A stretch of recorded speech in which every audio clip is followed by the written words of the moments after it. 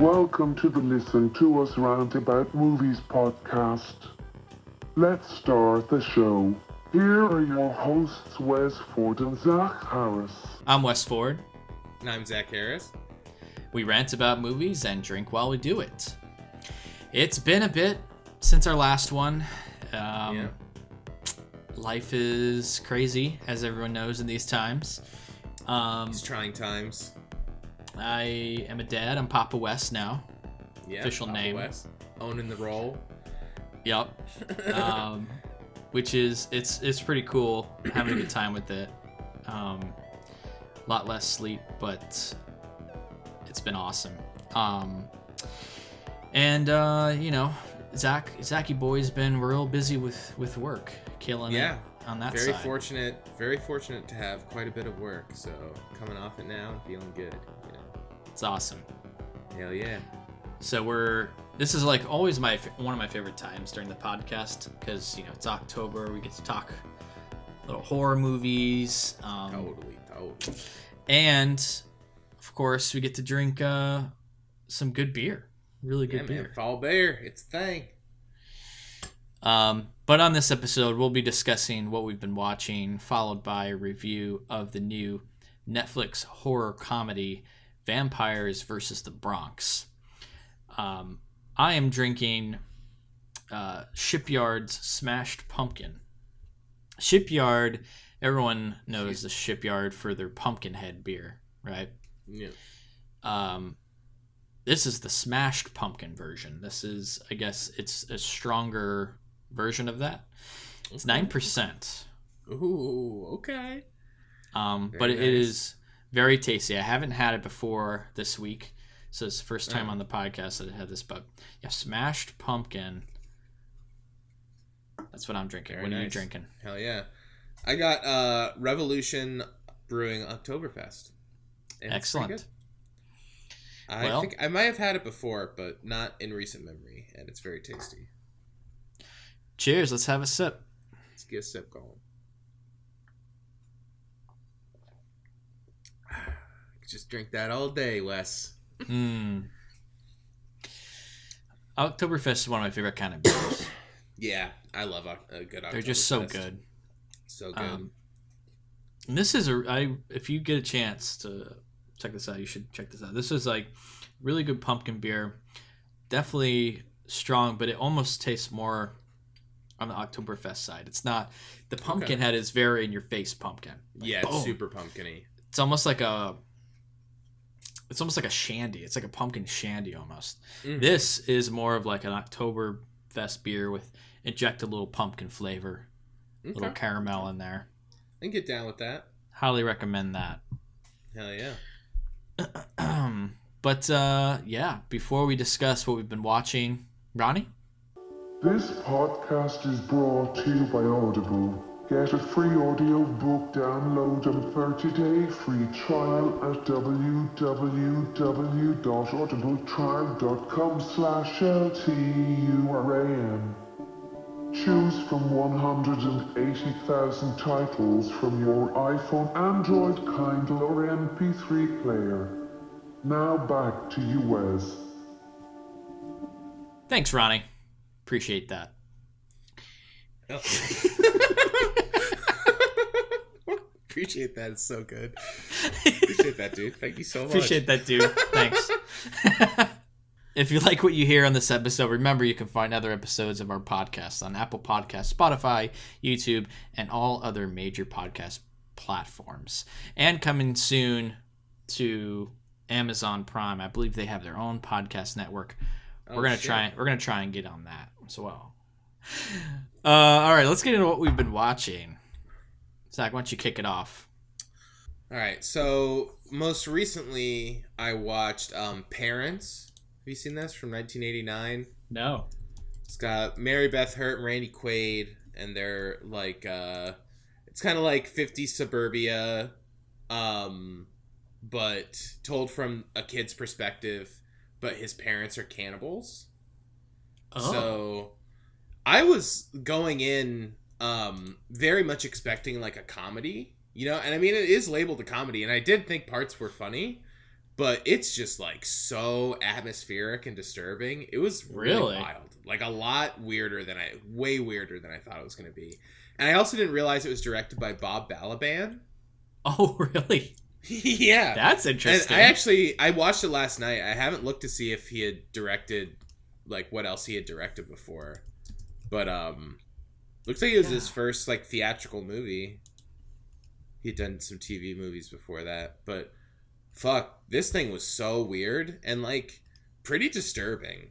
I mean, cannibal stuff gets to me quite a bit. It's like just like really gross, you know? So like, it's pretty easy when they're just like showing a bunch of meat that looks gross all the time for it to be effective, but it's also just like really tonally dark and just like always like ominous, like sort of mechanical sounding drones in the background, and just like, I don't know, I enjoyed it. I don't know how much I enjoyed watching it, but I thought it was good. Like, just that makes me want to check it out more, because it seems sort of like a comedy, like you said. Yeah, I was definitely expecting just like a goofy 80s comedy where like there was like so not at all like what you a expected. head, just like a head, someo's head like through a plate. You know what I mean? Like a gag. Like that's the kind of like shit I was expecting. But it's just like weird like and like a kid like walking down a hallway and like weird like post slow motion and like crazy like nightmares. Whoa. And it's real crazy. Way crazier than I thought it was gonna be. Randy Quaid too, huh? Yeah, Randy Quaid's great in it. And I mean, he's funny, but he's just like dead. He's like dead serious the whole time, like very straight.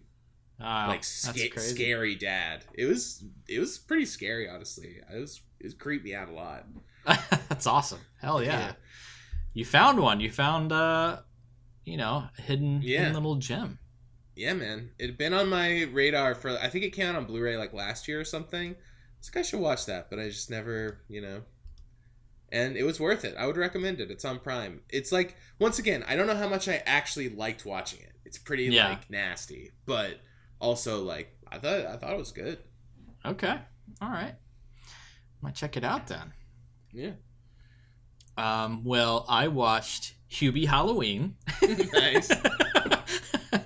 Watched this last night. Yeah, I don't know. I just thought I'd bring that up. Yeah, no, totally. How was it? Should I watch it? I've considered it. Honestly, it wasn't like it's obviously pretty fucking stupid and pretty bad. Of course. But as far as like the like Adam Sandler recent movies go, I didn't think it was like that terrible. I gave it a 2 stars. Okay. So like I didn't hate it. I had some good laughs. I had some fun watching it. The gags are completely ridiculous. The plot is outrageous. But there's a lot of like surprising people in it. Yeah. That was like kind of cool, like showing up. Totally. Definitely Adam Sandler's circle, everyone in there. Plus some surprise that I don't want to ruin for you at all.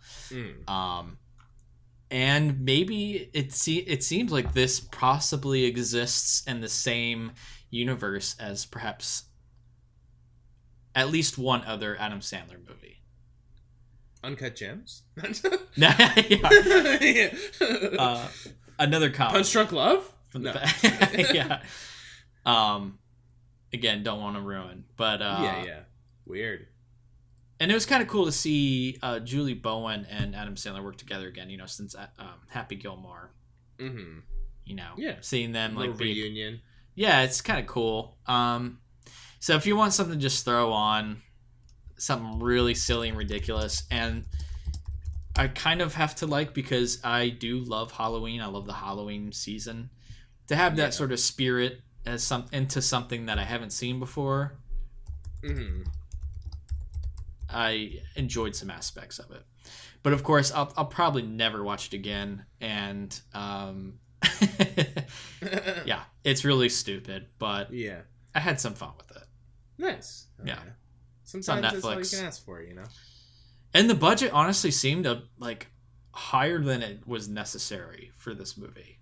Oh yeah, there's a lot like of polish some on that. there's some actual good polish. Yeah, some like Okay. visual effects that were interesting, and yeah, like there was some stuff that wasn't terrible, like in the craft itself. So Yeah. Cool. yeah, Hubie Halloween. Nice.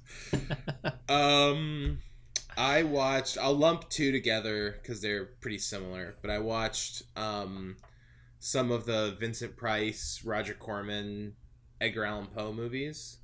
Oh, nice. So I watched Pit and the Pendulum, Fall of the House of Usher, and Tales of Terror. Nice. Which were all pretty fun, and I would recommend. Like, they're good Halloween watches for sure. Cool. Were on Prime or? I got a Blu-ray. Arrow put out like a set of all of them, but I think some of them are on Prime. I think I've seen a couple of them on there. I think they were all. I really liked both the Pit and the Pendulum and House of Usher, but there was Tales of Terror is like an anthology movie. You know, there's like 3 shorts, and there's just a really good short with Peter Lorre as this like drunk and there's this like wine taste off with him and Vincent Price that was like amazing. So good. And that sounds incredible. That was a definite standoff. Like Peter Lorre is just like a drunk who like wants more wine, but he gets like kicked out of the bar, so he challenges Vincent Price to this like wine tasting, who's like he's some like crazy aficionado, you know. Yeah, but they're like Peter Lorre's just getting wasted. I don't know, it was really fun. Nice. But yeah, I would recommend all 3 of them. They're not like incredible, but there's like really fun sets, and they're, you know, like good stories, pretty like super dramatic, but like some cool effects and really cool like opening credit sequences for both of them too. Nice. Yeah, so worth watching. Worth a watch. Love me some Edgar Allan Poe. Totally. You know? Yeah, cool. There's a few more I need to get through. Yeah. Cool. I 2 nights ago I finished the Monsterland series on Hulu. Have you heard of this? No, I haven't. Oh yeah, it's an 8-part anthology series on Hulu. I would sort of compare it to Black Mirror in the sense it's obviously an anthology, so they're all different, but it has similar tone, but it's more of obviously it's not even about technology or anything like that. It's more about myth and monsters. Yeah. So taking individual tales and sort of tying that to some kind of made up myth or its own myth or some kind of monster. Usually there's a monster involved somewhere. But these really interesting stories. I'd say it's worth checking out. I was slightly disappointed, especially since I was hoping that the last episode would sort of like end on a high note. I think there are more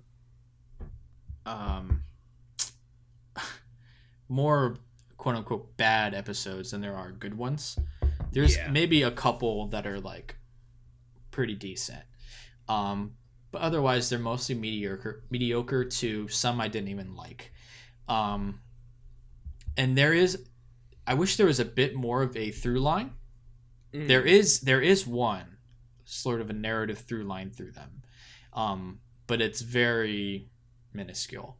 But other than that, yeah, I think it's worth checking out. I think it's a decent new like Halloween October type watch. I've been sort of finding myself, because I have very limited free time nowadays, is I sort of just try and do small chunks of stuff, you know, trying to find what I can do. And this is sort of like an hour thing I can throw on. Kind of, I have this chunk, watch this, keep going. Totally. So in that sense, I enjoyed it. It had some pretty good actors as well in it, which was very nice to see. Caitlin Dever, she was from trying to recall. Caitlin Dever, she's young, she's from Booksmart. People probably know her from Booksmart. Which saw that movie. She was, okay, I pulled her up. She's the lead pretty much, right?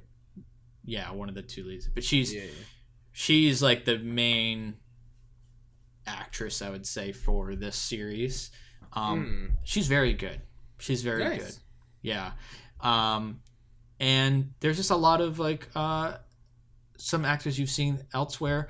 There's the kid from Ozark. One kid from Ozark has his own episode. There is the dude from Netflix's Luke Cage. He's in it.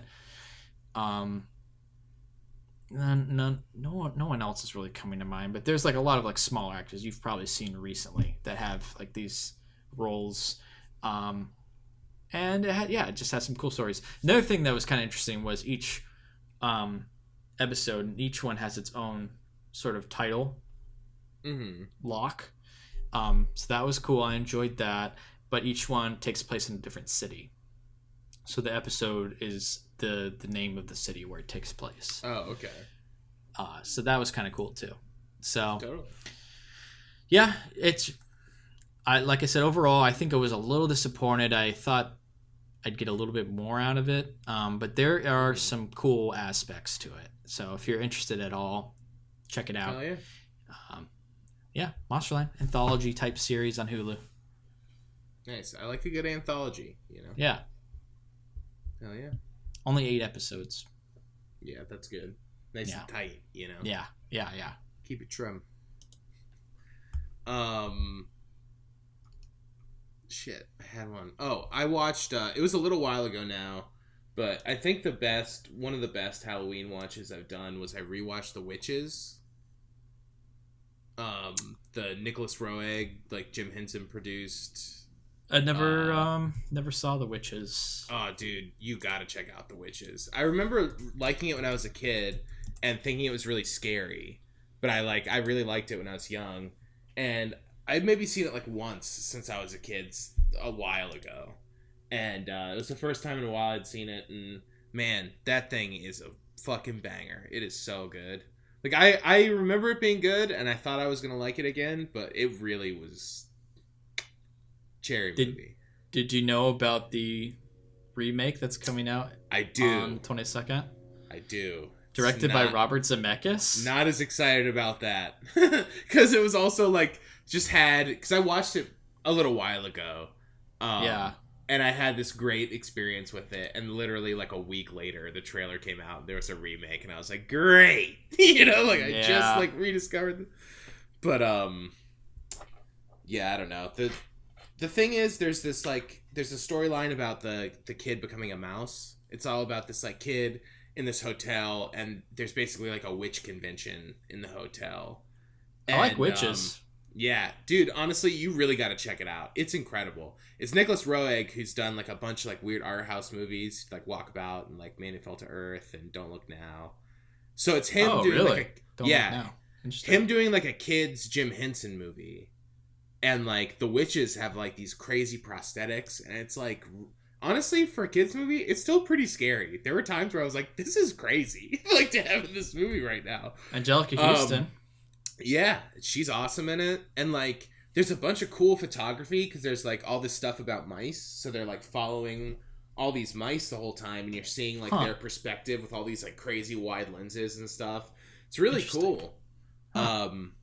But yeah, and then, like, not thinking, I was like, oh, there's a remake? And, like, of course, it's just, like, absolute CG fest.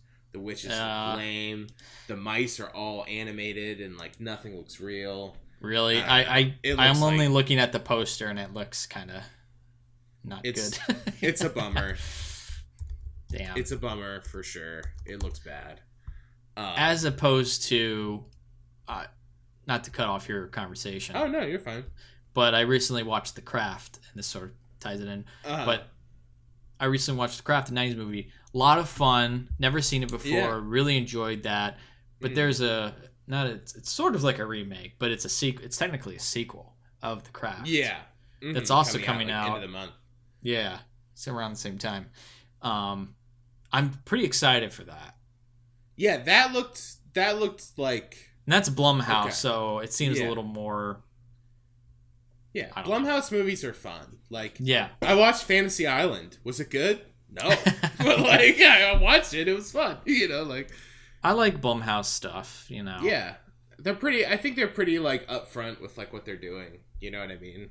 It's like, yeah, this is going to be a movie about a bunch of annoying kids on a video chat. That's what the movie is. You know what I mean? Like, or like something like that. I don't know. They make some good stuff. Oh, totally. Yeah. Yeah. They definitely do. And they also, even the stuff that like isn't great is still fun. There's like an energy to it, I feel like. Yeah. For most of it. I haven't seen all of it, but I don't know. Yeah. Anyway, that's another witch thing with another remake, but I guess a sequel, technically. I am looking forward to that one, though. Another movie I watched recently was The Lodge. I know you've seen this. Oh, nice. Yeah, I watched that. Yeah.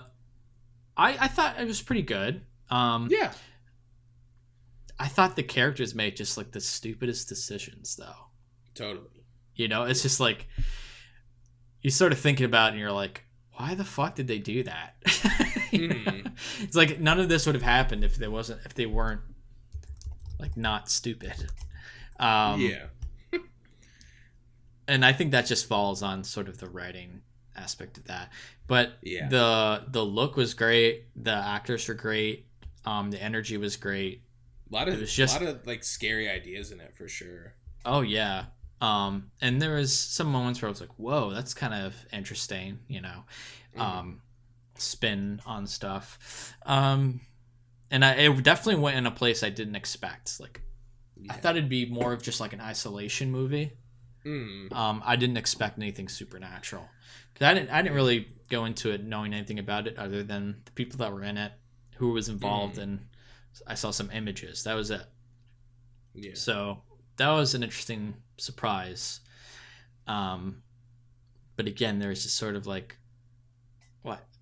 Yeah. What are you doing here? What are you doing? Yeah. Just stop. No, totally. I feel like they did Goodnight Mommy also.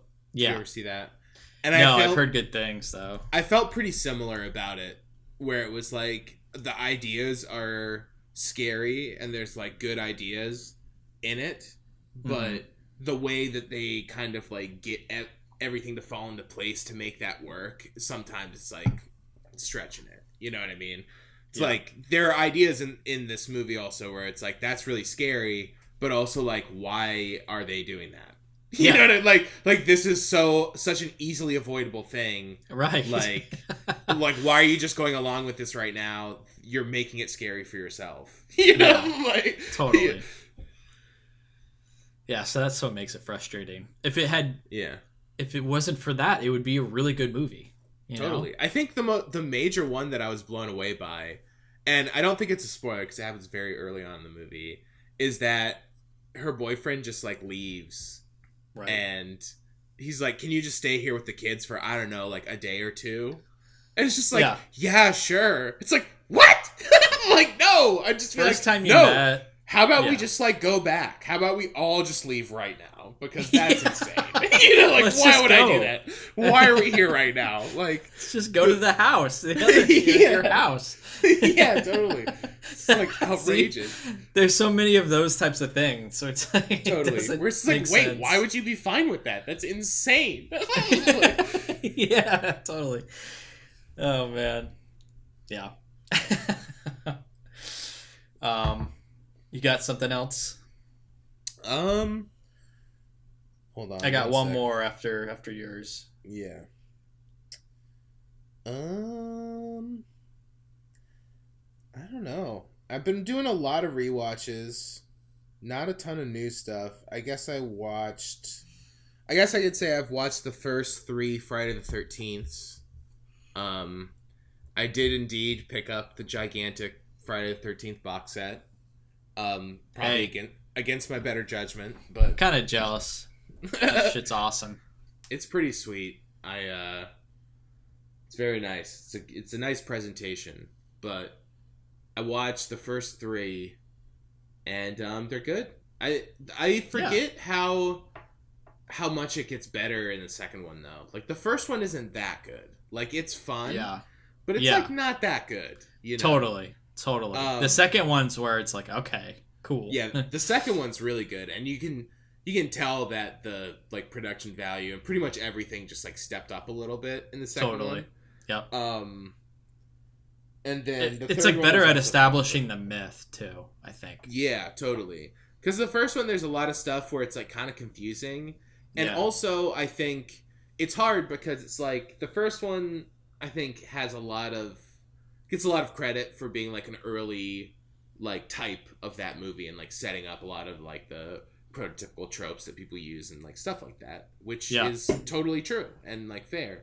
But it's hard like divorcing yourself from knowing what comes after, because there's such a precedent set like after that with where everything goes that like when you're in the mood for that, it's like not the first one.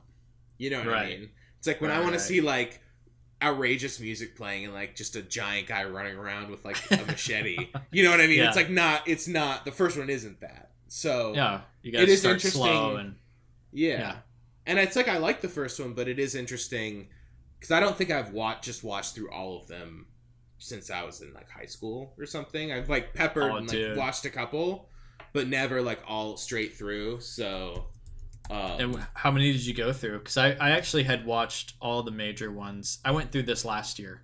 Yeah, I think I remember talking a little bit about it, but I watched them like last year. I went through that whole thing. Nice. So how far did you go? I'm only on 3 right now. Okay. So maybe I'll watch 4 later tomorrow or something.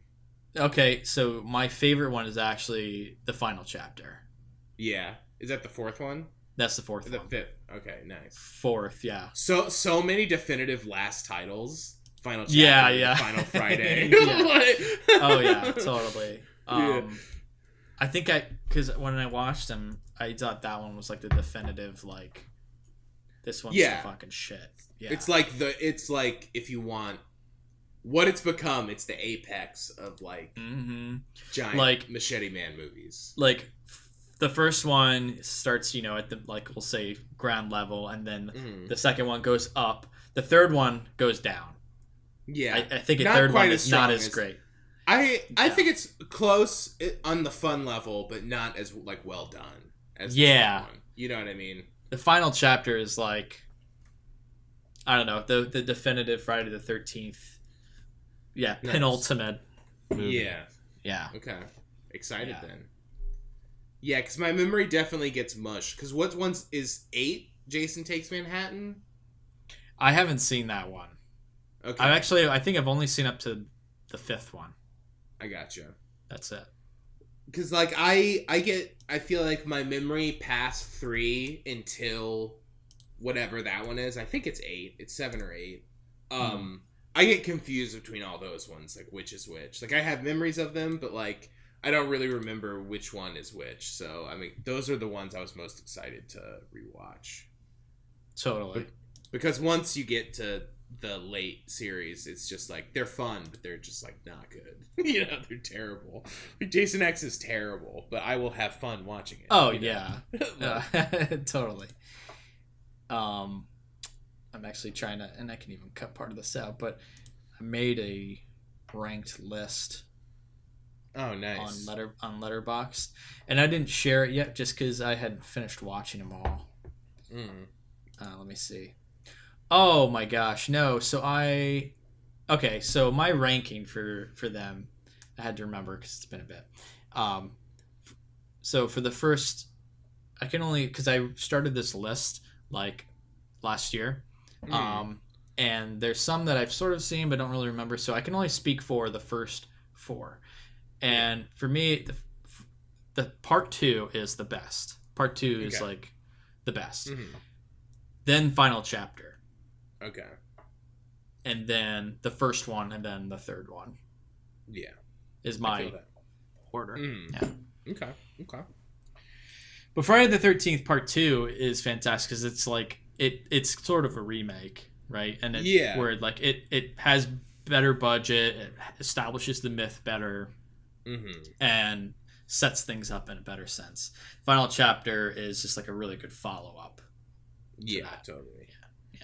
Yeah, I liked in 2 how everything it was kind of like a thing a lot of horror was doing at the time, but just like picking up at the same time as like the last one, and you're like right there. You know what I mean? Like when it starts, and it's Yeah. like the night that the murders are happening in the one before or whatever. I don't know. It's cool. Or wait, is that the third one? I'm out of it now. I think the third one starts with what happened at the end of the second one.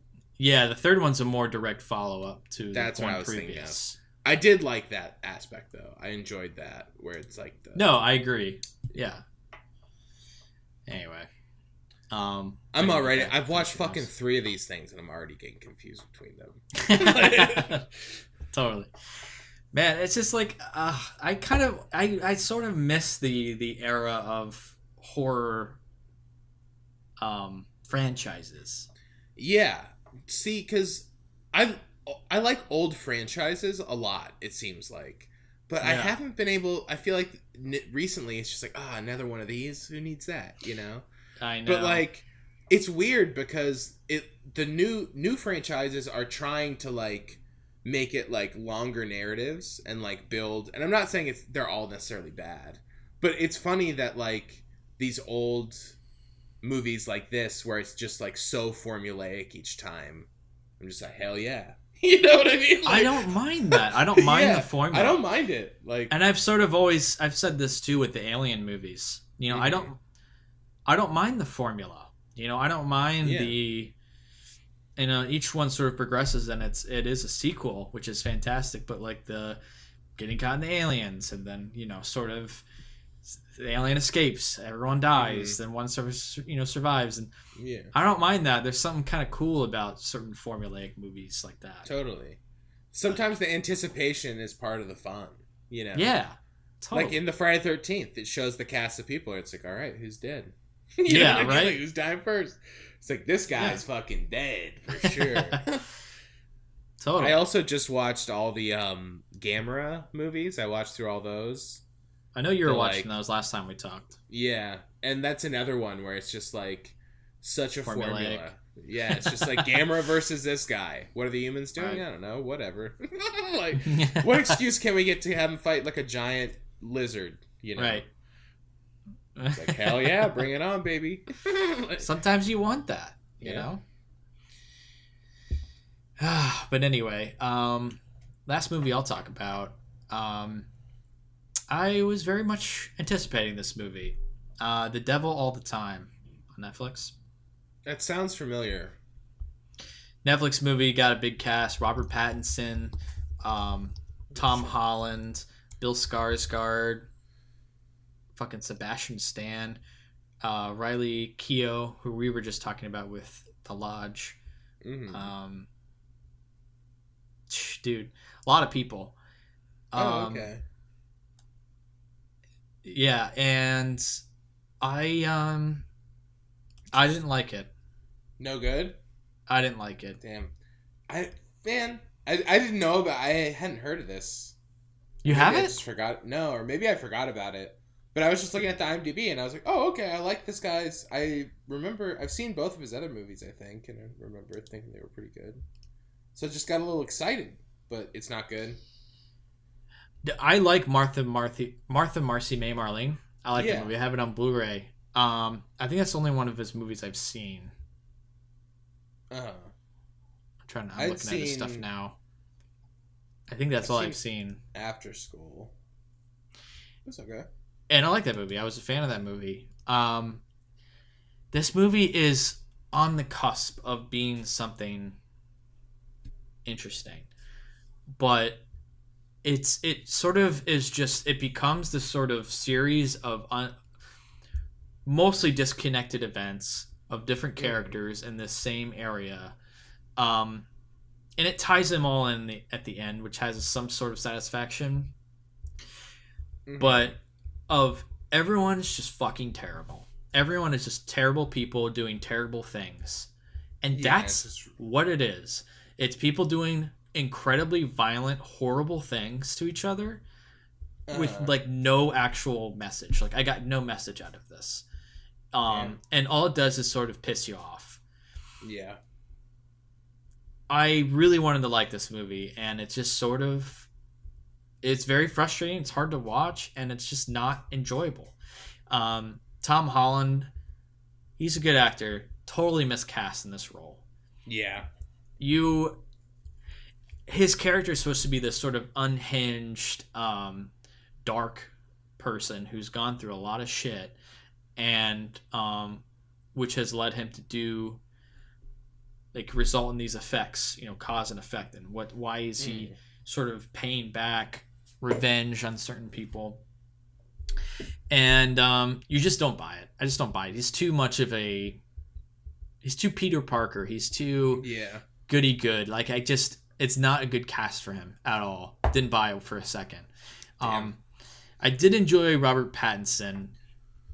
I love this dude. He's great. I do think that I enjoyed him sort of playing this role, this sort of slinky, terrible, slimy person that he is in this movie. I don't want to give anything away again, but he's, of course, like everyone in this movie, is a terrible person. And he does a good job with it. But again, it's not enjoyable because there's no, like, message other than everyone in the South is fucked up. Like, that's the message. And I think it's really disappointing because you had a lot of talent on screen and behind the camera giving this movie their all, but it didn't connect. It didn't work. And really disappointing. So I think I gave it, let me check here. I think I gave it 2.5 stars. Bummer. Big disappointment. I gave it a little bit more because of the talent and everything involved, but yeah, I was pretty not satisfied with it. And I looked at, and when I rated this movie, 2.5. Sean rated it the same, I noticed. By the way. Oh yeah. I don't think he liked it. I assume that you might have talked to him about it. I haven't heard much about it. Yeah, because no one likes it. Yeah, it's just bad, I guess. Damn, I'll stay away. Big disappointment, especially in a movie year that was, it's been pretty abysmal. There's not really a lot out there. I was sort of hoping, like, oh, okay, cool. Good talent, decent movie, good director coming to Netflix. I was hoping this would be, like, one I could add to the top 10. And not the case. It's not the case at all. Yeah. Damn. So. Bummer, man. Unfortunately, I have to end on that sad note. But yeah, there you go. Honestly, I wouldn't waste your time. Yeah. I was like, oh, damn, what a bummer. And then I was like, oh, 2.5 hours? No. That's another thing. It's like, it's just not worth the time. Like, I dragged on and dragged on. My wife started watching it with me, and she hated it from the beginning. But I was like, come on, let's just let it play out. Let's see what happens. She gets so frustrated easily, and let's just play it out. Let's and I gave it up to the last bit, man. I was really trying to hold out, like, this is gonna, it's gonna pay off. And it wasn't. It was just not enjoyable. She stopped watching halfway through. I finished it on my own, and the ending is just completely unsatisfying. But again, there's some cool stuff. Like, Bill Skarsgård is awesome, and there's some cool, interesting things where people go crazy, and it has, like, that. I sort of like movies too that deal with Southern lore. Dealing with, like, the hot darkness of the South, where there's, like, these dark tales of people going crazy and these murders and things happening, and there's something enticing about that subject, and it just takes all of the bad of that and none of the good out of it. There's no message, there's no there's nothing to be obtained from that. It's just sort of, and in this year too, I think especially, I can't fully deal with a movie that's so negative.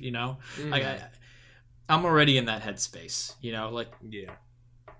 It's 2020. I don't need to watch it. Shit's so fucked up. Like, I don't, and I'm fine with dark shit. That's fine. But if I sort of just need something to give me a light in the end of the tunnel, or sort of make me crawl watching out of a that bunch space. of terrible shit worth it.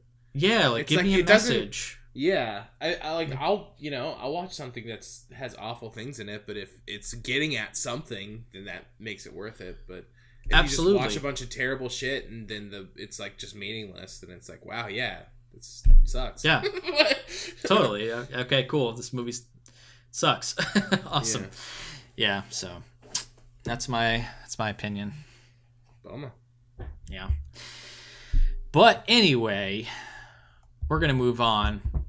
We're going to talk non-spoilers for the Netflix movie Vampires versus the Bronx, starting right now. What's poppin', y'all? It's your girl Gloria coming at you live. If you see a kid that's riding a bike 2 sizes too big for him, that's just little man trying to save the neighborhood. And speaking of saving the neighborhood, what's up with all these missing person flyers? Yo, check out the courthouse. They're turning it into apartments? Y'all know how this starts. Them white people with canvas bags, that's always the first sign. Hey, what you doing down here, bro? It's too late to fight back now. We are going to wipe you out like the vermin you are. We got vampires in the Bronx. Nobody gonna care that Slim disappeared. Why? Because he's a gangbanger? Nah, homie, because he's from the Bronx, like us. There's a lot of things happening in this neighborhood right now. Keep your eyes open.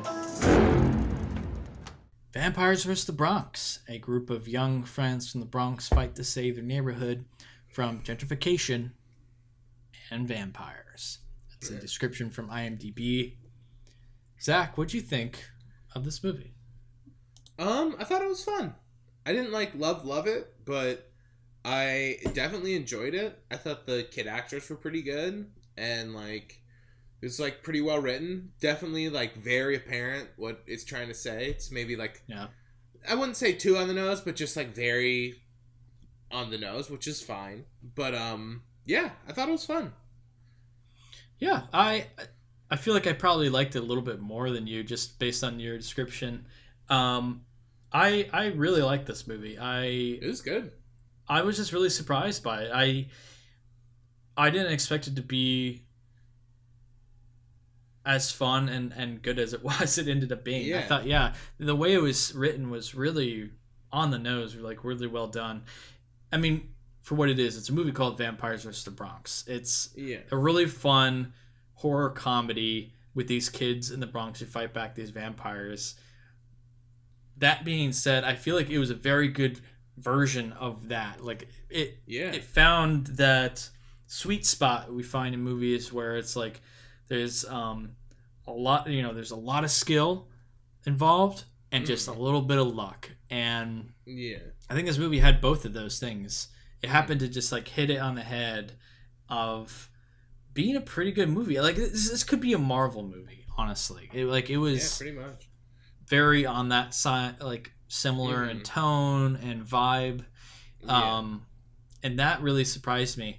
Like I said, or like you said, about the gentrification and the sort of what it's trying to tell. Very on the nose, and I think it knows that, and then it sort of runs with it, and it's sort of self-aware in a way, and I think it kind of rolled with it in a way that was really fun. They don't even care that it's so on the nose, it's just... Yeah, exactly. And it's it's a good message, and it's also a movie that is on Netflix and kids can watch, I would say. It's a good it's a good balance because it never felt like it was holding back because it was kind of a kids movie, And not that it's even a kids movie, but you get what I'm saying. It's Kids at least can watch it. accessible. Yeah. And I like that aspect about it, and I don't mind it being so overt in what it's trying to do because it's a good thing to say. It makes sense. It's a good message. It just happens to be a good message, and it's just very entertaining. The kids were so good. It just had a lot of fun things to do. It didn't. Everyone knows what vampires are, but it almost sort of reintroduces them to general audiences in a way. It's everyone knows vampires, everyone knows everything about them, but it kind of reintroduces them to a younger generation, there's a moment in the movie where they watch something, and we'll talk about it in spoilers. But I loved this, where they sort of it's great. Yeah. They get pumped up about slaying vampires because of this movie that they watch, and they like just the little details of the notepad and the pop zooms of writing on the notepad and stuff like that's just so fun. Like I don't know, I had a lot of fun with it. Totally. Yeah. I recommend it. I think it's really underrated. No one's really talking about it, and it's like a really good Netflix movie. It's just It's Netflix movie. It's a great Netflix movie because it's like it's just super entertaining. It knows what it is. It does what it's doing, and like I think that's a good way to put it. Yeah, sure. Just a great Netflix monster B movie that I don't want it to get lost in the endless streams of everything content. Does, though. It's a problem.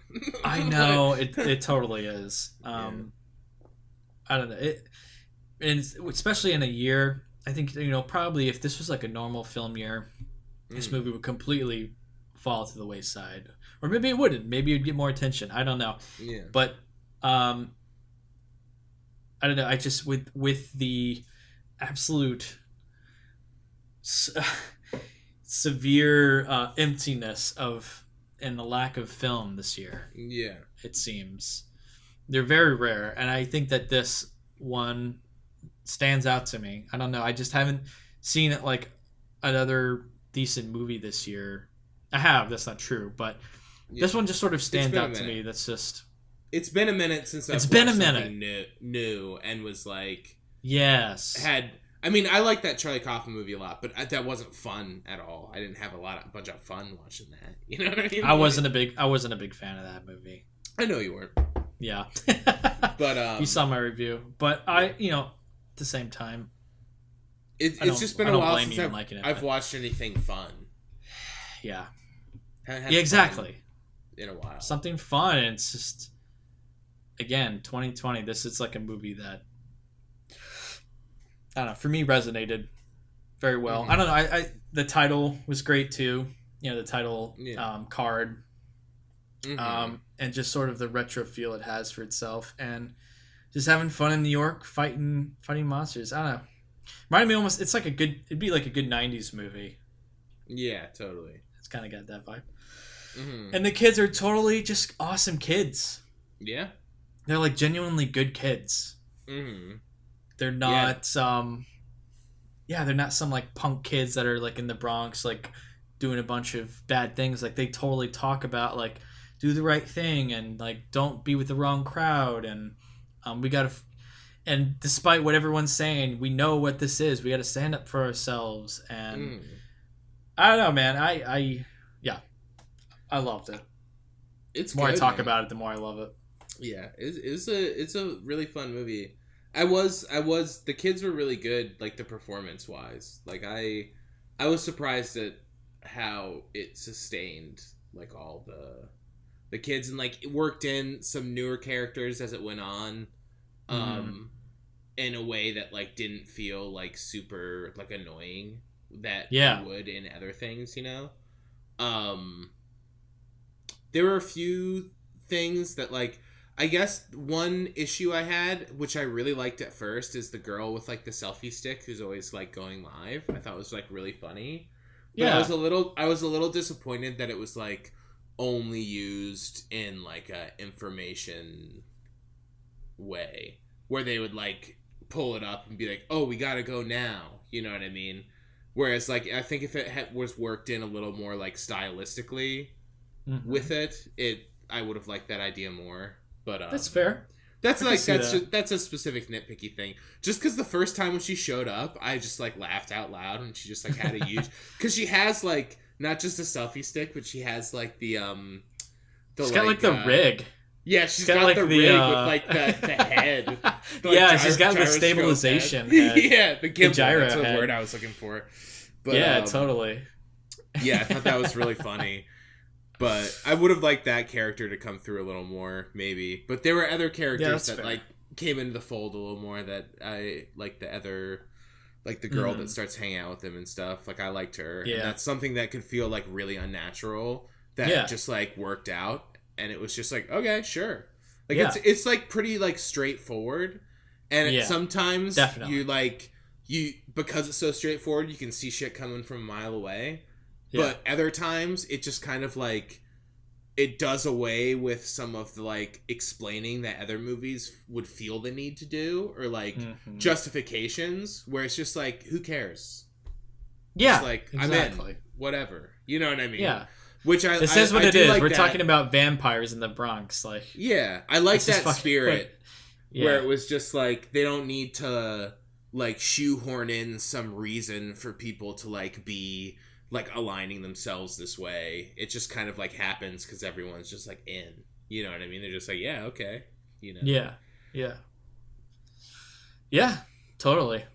And back to the kids too. Like the main three, I thought their like chemistry was really spot on. Like you really bought that they were friends. Yeah, totally. They were really good. They had even sort of their own motivations and their own story, which was nice. Yeah. Had that New York vibe. It felt like the Bronx too, I think. Definitely had like the city vibe, you know, everyone in the community. Had the city vibe. Shea Wiggum, always a nice guy to see, like him. Yeah. That was funny. I was just like, oh, such a movie he would be in, though. I was like, he fucking would be in this movie. But I like him.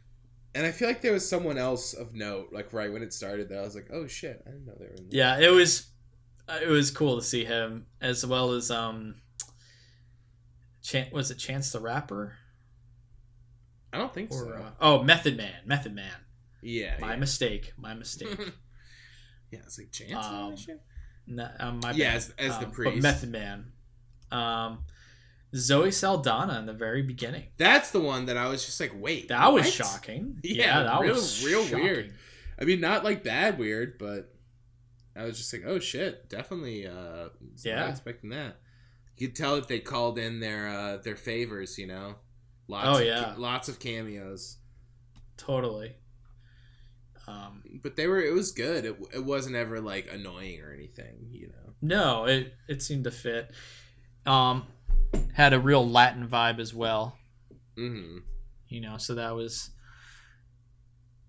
I don't know, had like a unique spin on that for the Bronx. You get sort of that aspect. And just, sort of the rules and the mythology, I guess, around the vampires, I also really enjoyed. Totally. Sort of followed the classic, tropes of vampires, which that's fine. You know, that. Yeah. I'm fine with that. I liked how it embraced. I don't need it to. I embraced all that. Yeah, totally. So, anyway, I rather enjoyed it. I think it's to wrap up my sort of non-spoiler thoughts, I think it's a pretty good, I would say it's a great Netflix B movie, especially to watch during October. It's sort of a really fun movie. It's a good escape for these times. Real innocent, sort of just goofy B horror movie comedy fun, I would say. And it's a great Netflix movie to just have a good time. Totally. I thought it was fun too.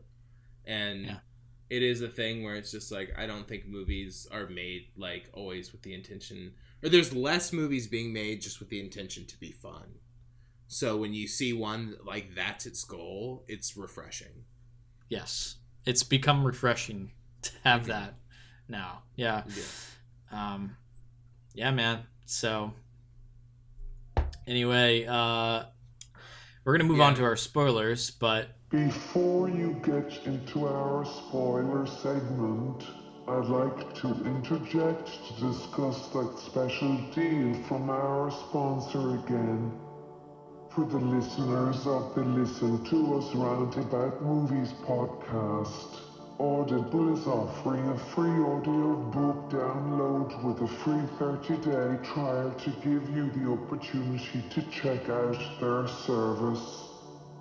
To download your free audiobook today, go to audibletrial.com/LTURAM. Again, that's audibletrial.com/LTURAM for your free audiobook.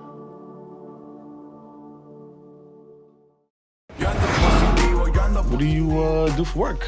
Real estate. Are you seriously out at night when you know there's a couple of vampires running around? We're gonna need some garlic and some wooden stakes, like right the hell now. Going to the nest and take out every last one of them.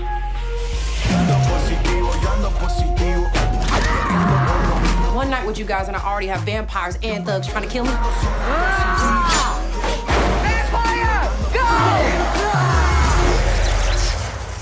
Thanks for that, Ronnie. Yeah, thanks, Ronnie. Nice lead in to our spoiler segment. Honestly, I don't know if there's a lot of spoilers we can really talk about. Maybe just some of the more specific things. I mean, one thing that you brought up before that I just thought all the Blade stuff was super funny. I loved it. It's so good because Blade rules. They like watch Blade. Blade is and, awesome. Like, yeah. And then like the bit where she's like, "Did you let them watch Blade?" And he was like, "Why?" And there's like the video of them like playing Blade. It's like the Snapchat of them playing Blade. Yeah, and it's like this is fun. No like, wonder these kids are into the vampires shit. They watch Blade. Yeah. The kids watched playing Blade. That was funny. And I also just liked that the vampires kind of had like a Blade vibe. They're kind of like Bladey, you know? It's like, totally. like that. Totally, yeah. But yeah, I definitely got a really big kick out of them watching Blade. I like that a lot. Loved that. I also enjoyed just like sort of the funny aspect of how this is them like sort of trying to take it over. The Bronx is like, they're just gonna buy up all these properties and just lay them with actual coffins. Like they go in and there's literally just like coffins laid out, and that's the plan. I love it's like so obvious and it's really funny. Hilarious. The like wireframe CG rendering of all the buildings on the USB that they get, and it's just so all good. like comically like coffin shaped like things like just in rows in all the buildings. Yes, it's like I like that too. It's like such an obviously evil plan. Like they're very like transparent. Yeah. Oh, like you said, the wire frames of the coffins in there. It's just amazing. Any other movie, I would think that's really stupid, but this movie was going for that, you know. So exactly. I enjoyed it. And I love the sort of the notepad sort of notes. The main kid, Jaden Michael, I thought was fantastic. But him just being sort of a smart kid, trying to do good in his community. He's sending out posters trying to save the bodega. And he's got his notepad, and he's keeping notes of how to defeat the vampires. Stake through the heart, and like the nerdy kid, like knowing about all this stuff, and like having the crosses, and then them actually going and trying to get these things, like stealing the holy water, and having like the holy water like balloons was interesting. That. And I liked the holy water balloons, and them also like. I like the crinkling of the Sprite 2 liters to like dip into the holy water. They were like when they're like folding them in half to like put it below. I thought that was really funny. Yeah, I enjoyed that. All that stuff. I feel like I guess for me, my biggest thing is I just didn't really care for the ending that much, and I'm like not even remembering it super specifically right now, but. I just remember the ending being a little disappointing. I don't know which part of the ending you're talking about, but I enjoyed the aspect of like the community coming out. Like it's was cool. Like, oh, the Bronx, it's vampires versus the Bronx, and that sort of united the title for me. Was sort of like not just the kids, but the community coming together and sort of uniting to kill off the vampires was pretty cool, I thought. Yeah, I definitely chuckled when it was just like, "What'd you say about the Bronx?" It's like, you talking shit on the Bronx? It's like that. Yeah, exactly. Yeah, I don't know. Just the kind of like showdown, and she's like holding him, and she blows. There's all this stuff about that powder that they write in that's like the like dehydrated blood of like the first vampire. And I was like, oh shit, yeah. this is fucking crazy. And Yeah, they, that like, was interesting. They talk about it, and then she blows it in his face, and just like nothing happens, and it was kind of a bummer. And it was just like, I agree. I felt like that was the part where she's like holding him up, and then she blows it in his face, and then he just like rides a bike through them and like tackles her, and then the movie's just like over, and it's just like, oh, okay. Definitely felt like they were gearing up for like a way crazier climax right there that just like didn't happen, you know. I totally agree. That was a big that's a negative I'll point towards, and I was definitely disappointed when he blew that nothing happened. Like that was like I literally okay, nothing came from that. Why didn't he become a vampire? Or I thought he'd be like possessed or some shit. Yeah, I literally rewound the movie to the part where she explained it, because I was like, I thought that she said that if she blew it in her like his mother's face, his mother would just immediately become like a vampire servant. Right. But I guess she says something like, and then all you need is a bite and they're a vampire. And it's like, okay, well then like that doesn't Why have the like, powder? Yeah, what's the word with the powder then? You can just bite them. Like, yeah. You could just bite them. Because like in this world, if they get bit, they just not turn into vampires? Do they just die? I guess that they become the spawn, right? Yeah, that whole thing. It didn't play out in a satisfying way, and it was a bit confusing. Because there's literally no need for it. Because the only time it comes back is it's just immediately debunked. You know what I mean? Yeah. Because they set it up, and it's crazy, and it's the concept that it's dehydrated blood of the like first vampire or something is amazing. It's like, yeah, wow. It's really cool. Yeah, it's crazy, and it's like that's what they've been after this whole time, and it's like that's okay, cool. But then for the payoff of like the one thing that they've been after this whole time to just like never happen, because and like he doesn't even talk about it. Like if you were him, wouldn't you be like, get this blood out of me? You know what I mean? Like yeah, like I'd be like trying to like puke and stuff. I don't know. Yeah. I just thought that was really weird, and it felt almost like there was like a reshoot, or they re-edited it to like cut out something that happened there.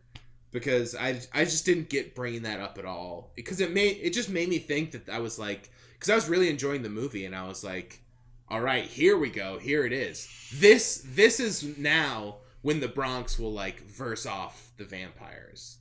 Yeah. And really, they were just like, get the fuck out of here. This is the Bronx, and that's all they needed to do, which is fine.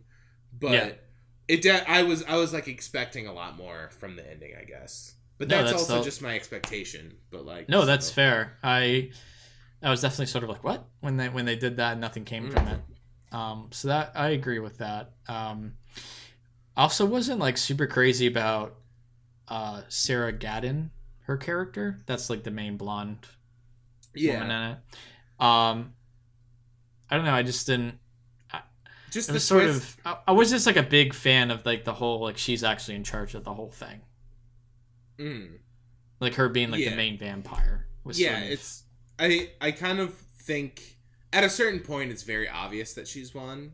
Yeah. But before that, I thought it was funny that she was just like the white person that moved in. It's just like, hey, I love it here. Everyone thinks it's so weird I'm here, you know what I mean? Yeah. And it's everyone like keeps saying that. Yeah.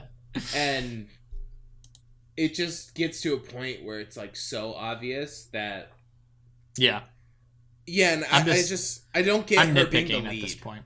What's that? I'm just nitpicking, with this. No, I agree. That was probably my other big thing. It's like I really didn't need her to do that. Like if they had just introduced a lead vampire that was just some other guy that we had never seen before, and he just like looked really creepy, that would have been fine. You know what I mean? Like, I didn't need it to be like a twist thingy, you know?